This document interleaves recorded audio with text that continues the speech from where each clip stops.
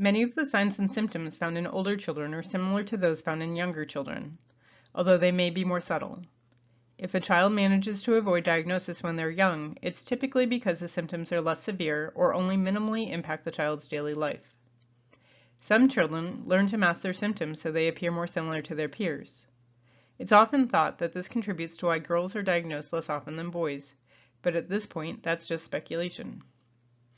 Older children may display social challenges such as appearing to be rude, difficulty making and sustaining friendships, limited ability to sustain appropriate conversation, repeatedly redirecting conversations back to their interests, persistently interrupting others, difficulties with cooperation and turn-taking, challenges with team sports, attempting to control interactions or play, inflexibility in needing to be right or to have their way, appearing withdrawn or disinterested in peers, and difficulties with initiating or ending interactions appropriately.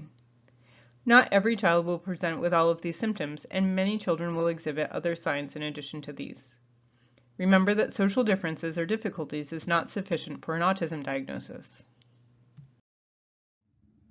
Children must also demonstrate restricted and/or repetitive movement or interests.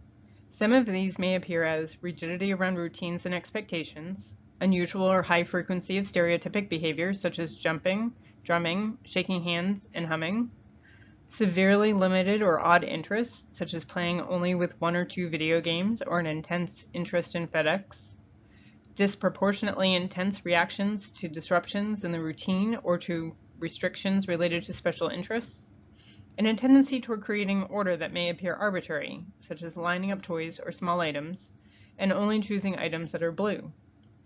Again, children may exhibit some, but not all of these signs, or their rigidity may look somewhat different. While both of these categories of symptoms are required for a diagnosis, children may also exhibit behavioral, sensory, emotional, or cognitive difficulties. Behavioral challenges often occur when a child is ill-equipped to manage the situation they are in. For example, a child who struggles with allowing their peers to have a say in what they play may lash out, have a tantrum, or even become aggressive. Children with autism may engage in a higher rate of challenging behavior when our expectations don't align with their skills and abilities. Children and adults with autism often experience the world in a way that is different from their peers. They may be under or oversensitive to sensory stimulation.